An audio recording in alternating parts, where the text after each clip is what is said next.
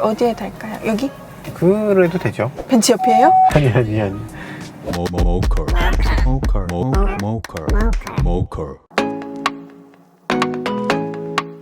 안녕하세요, 모카 김한중입니다. 이분은 모카의 새 얼굴이 될 수도 있는 이젠이라고 합니다. 이진 씨 제가 어디서 뵌 것 같아요. 어디서요? 무슨 광고 같은 데서 본 것 같은데. 모델로서 활동하고 있어서. 오늘 가져오신 차가 뭐예요? 쉐보레의 볼트 EV라고 합니다. 볼트군요. 볼트가 아니고. 볼트가 아니고 볼트요. 네, 볼트 EV인데 네. 얘하고 비교될 바는 아니잖아요. 크기도.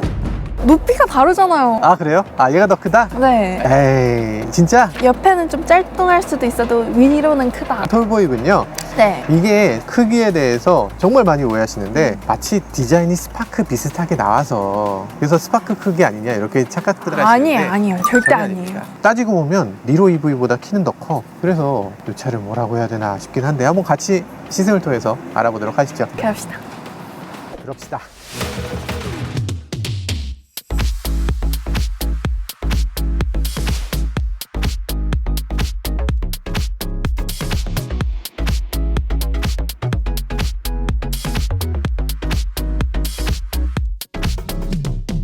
지금 우리가 안내를 요청한 곳은 이케아입니다. 이케아에 가게 되는 이유는 저희 집에 있는 의자를 하나 바꾸려고요. 제가 테슬라 모델 3를 갖고 있는데 다 좋아요. 근데 한 가지 안 좋은 게 하나 있습니다.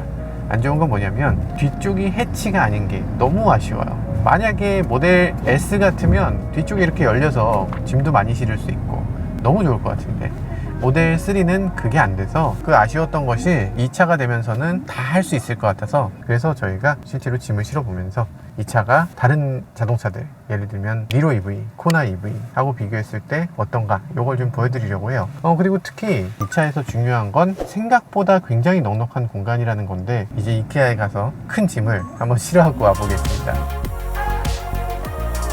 이 차는 반쯤은 국산차입니다. 반쯤은 LG가 만든 차예요. 메뉴를 눌러보면 여기 소프트웨어가 오븐소스를 이용해서 만든 소프트웨어입니다. 그리고 LG전자 웹사이트에 방문하면 된다고 써 있습니다. 디스플레이 자체도 LG에서 공급받는 거고 그런 것도 중요한데 그것보다 더 중요한 건 이 차의 배터리입니다. 당연히 400km 넘게 가는 414km를 갈 수 있는 자동차 굉장히 드물잖아요. 그러니까 좋은 모터를 사용하고 좋은 전자장비를 사용하고 그리고 거기에 좋은 배터리까지 LG가 다 통으로 납품하는 거죠. 그러다 보니까 LG의 어떤 풀옵션을 보여주는 자동차입니다.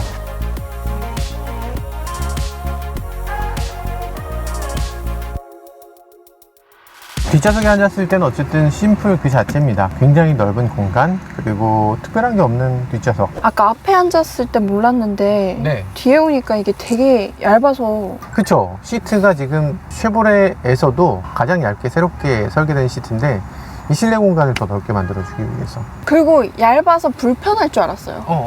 근데 여기 앉는 순간 그걸 까먹었어요. 불편하다는 걸 전혀 생각할 수 없는 그런 멀쩡한 시트예요. 제대로 만든 시트인데 근데 이렇게 얇게 만들 수 있다면 많은 메이커들이 이걸 따라가지 않을까. 이건 저의 정말 개인적인 생각이지만 저는 이제 부모님과 항상 같이 다니니까 뒷좌석을 많이 앉거든요. 근데 뒷좌석에서 포인트라고 할 수 있는 게 고개가 많이 흔들리거든요.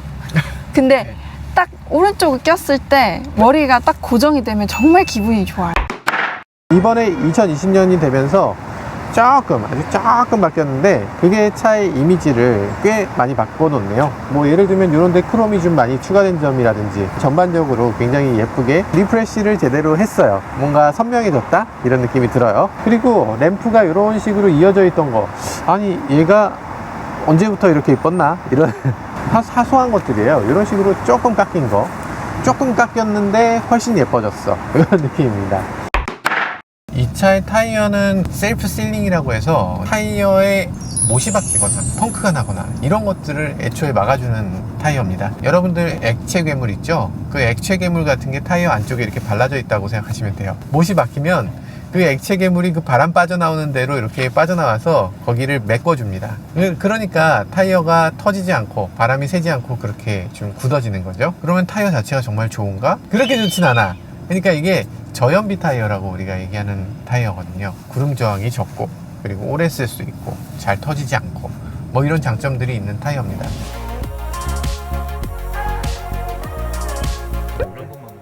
환경을 생각을 하면 동그란 원통에 네. 물을 사용하면 안 되고 네. 네모난 물통을 써야 된대요.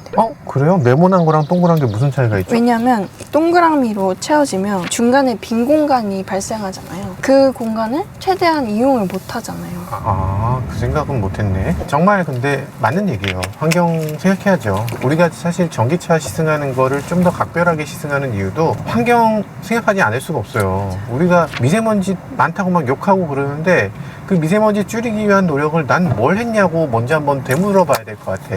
아무것도 안 하고 이 짜증나, 저 사람들 때문이야 라고 얘기하는 그것도 잘못이에요. 그 사람들 맞아요. 잘못도 있지만 나도 그러면 그걸 줄이기 위해 조금이라도 노력을 하고 나서 얘기할 자격도 생기는 거죠. 정말 극히 공감합니다.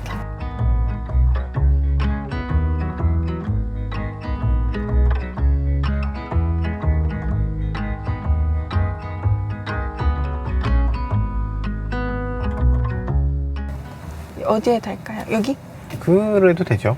벤츠인데. 벤츠 옆이에요? 아니 정차 후 R 모드로 전환하랍니다.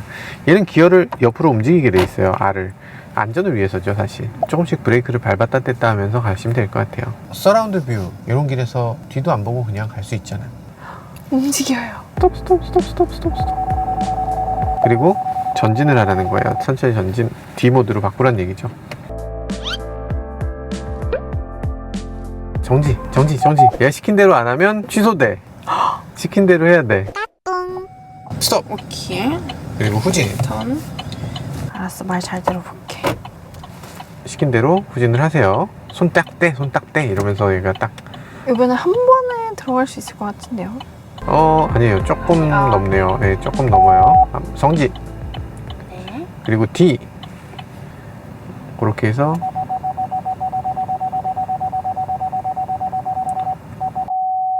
정지. 네, 이렇게 해서 완료됐습니다. 이렇게 하는 거예요. 벤츠 옆이에요?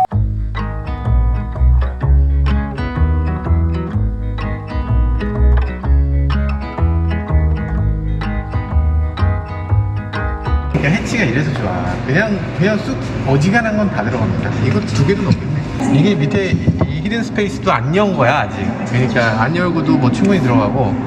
근데 뒷좌석에 앉은 사람 좀 불편하긴 하겠다.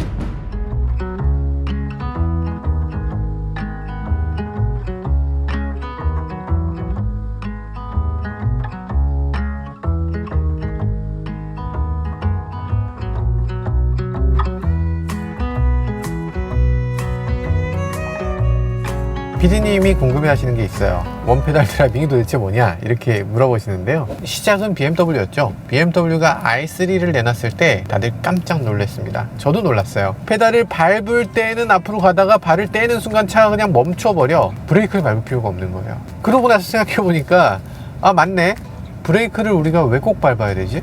그냥 페달 하나면 되잖아. 그런 생각이 들어서 원페달 드라이빙이라는 말이 이제 뭔가 혁신의 아이콘 이런 것처럼 느껴졌는데요. 전기차에는 그게 굉장히 중요한 역할도 합니다. 왜냐면 브레이크 페달을 별도로 밟았을 때도 물론 발전을 시작해요. 그런데 그 경우는 발전과 동시에 제동을 해야 되기 때문에 말로 하면 너무 어려울 것 같아. L 모드를 하면 지금 가속 페달에서 발을 뗐을 때 앞으로 굴러가지 않습니다. 다른 차들 같으면 브레이크 페달에서 발을 뗐다 붙였다 하면서 가잖아요.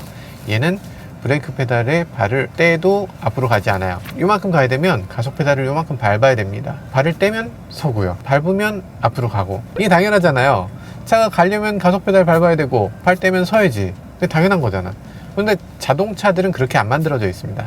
대부분 자동차들은 가속 페달에서 발을 떼도 차는 계속 굴러가는 거. 이런 식으로 우리는 길들여져 있죠. 그럴 이유가 하나도 없는데. 그래서 전기차 시대에는 사실 여기 더 맞는 게 아니냐 이런 얘기가 나왔던 거고요. 그럼 뒷차는 어떻게 하느냐? 뒷차한테는 제동등이 들어옵니다.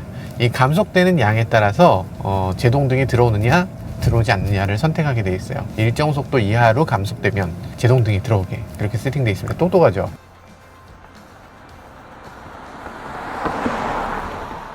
볼트 EV 같은 경우는 베스트 엔진 어워드상을 받았습니다. 이거 좀 너무 어이없지 않나? 당연히 베스트 엔진 어워드상이면 엔진을 시상하는 것 같은데 베스트 엔진 앤 프로펄전 시스템 상으로 바뀌었어요. 이름이 프로펄전이 뭐예요? 추진력. 수진, 여기 그런 거 어떻게 하세요? 엔진 앤 모터상 이렇게 하면 또 미래에 어떻게 될지 모르겠는 거야. 그러니까 야, 이름 바꾸는 김에 한 번에 이제 베스트 엔진 앤 프로펄전 시스템 상으로 바꿔버리자 해서 나중에는 뭐 엔진 모터 아니고 무슨 뭐 프로펠러로 가든 뭐 원자력으로 가든 다 상관없으니까 무조건 상 하나 주자.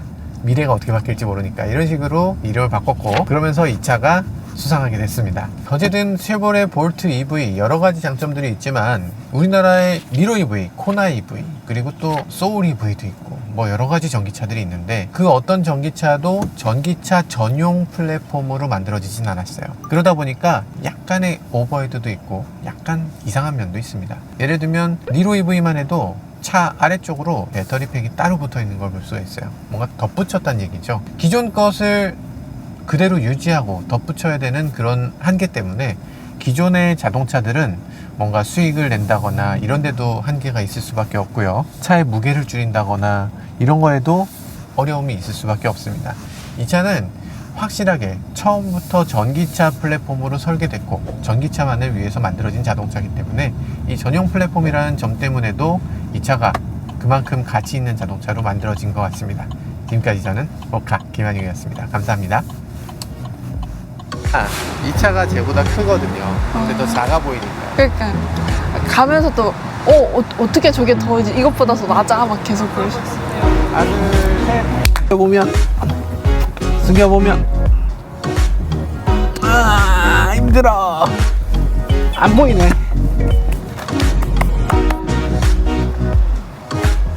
안 보여요. 배터리가 안 보입니다. 어떻게 이렇게 안 보이지? 보이시죠? 은색으로 반짝반짝하는 부분, 그 부분이 배터리입니다. 네, 배터리 아래쪽으로 커버가 하나 더 만들어져 있어서요, 실제로 배터리라고 보이지 않을 정도. 배터리 부분도 약간 보강이 되어 있네요.